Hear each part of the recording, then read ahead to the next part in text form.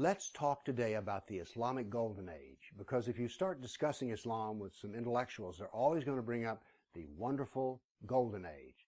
As a matter of fact, I stood in a professor's office in Princeton University who told me that the high point of all human history was the Golden Age of Islam in Baghdad. Let's look at this a little bit. First off, this whole idea of the wonder of the Golden Age of Baghdad came from Europe, in particular those who were harshly critical of the Catholic Church, people like Voltaire. So by building Islam up, they could then point to the Dark Ages and the Catholic Church and say, see, that is so terrible. Look, this is just wonderful. So that's the contrast they wanted to do there in an attack on the Catholic Church. Now, there's another reason that we hear about the Golden Age, and that's because when we look around us, what do we see that comes out of Islam that is wonderful? Like, what wonderful novel have you read by a Muslim? I'm a scientist, and one of the things that I keep up with is what are they giving Nobel Prizes for? They do not give Nobel Prizes to Muslim scientists working in Muslim lands. There's been a handful who've won Nobel Prizes for science, but they were working with kafirs, unbelievers, and in a kafir land. So we see here that Islam does not give us a lot of creativity. It can do some routine work. Here's take another example. What wonderful technological device do you use that comes from Islam? There are many Muslims in the computer business, but what great software do you use that comes out of Islam? There's a reason for this, and actually the reason for this comes from, of all things, the Golden Age. But before I get into the Golden Age, I want to show you what else was going on during this wonderful time of human history, which was that Islam was constantly attacking Europe.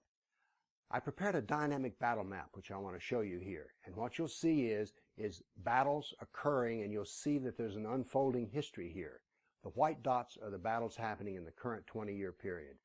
So we're going to show you how Islam was harming Kafirs from the period of 750 AD to 1260 AD, which was what the time of the Golden Age was. So here we go. Our first 20-year period. Now then you see another 20-year period.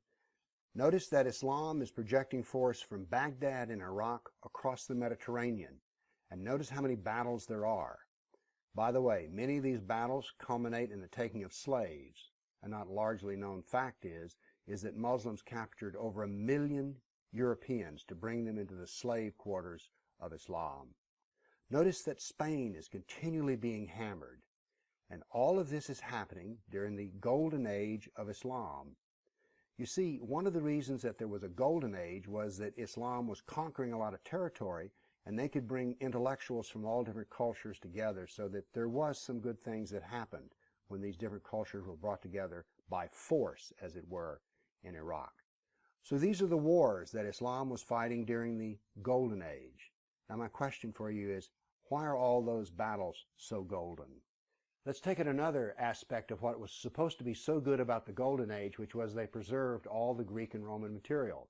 They did not preserve it all. They only preserved certain parts of it, which was useful for themselves.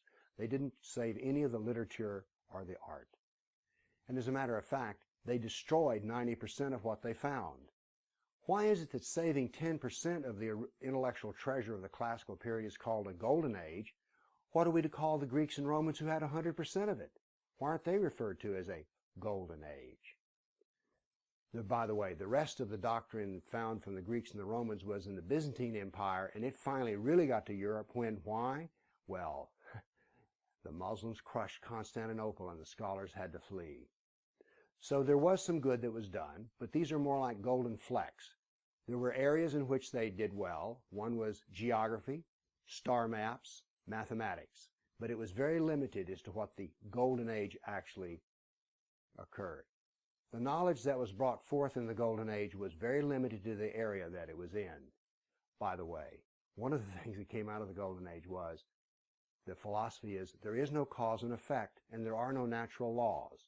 Now let's go back to the lack of Nobel Prizes in Islamic countries. Do you think that saying there's no natural laws and there's no cause and effect would make a good scientist?